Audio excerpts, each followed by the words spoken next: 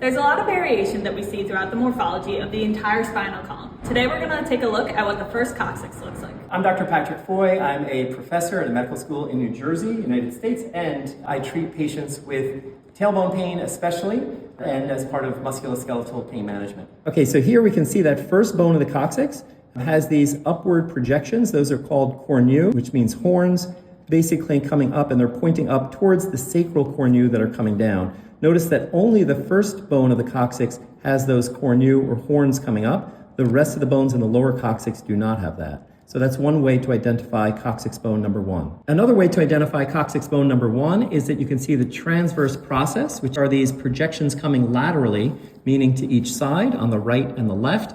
And those transverse processes are similar to the way that we have transverse processes extending from other areas of the spine.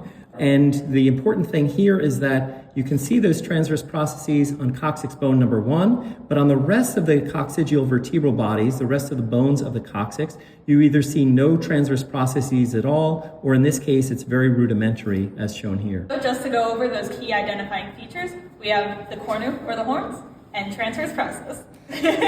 So if you have coccyx pain or tailbone pain and you want to see me, you can find me online at tailbonedoctor.com. And if you want to learn more about general anatomical morphology, come visit us at the Bone Museum in Brooklyn, New York.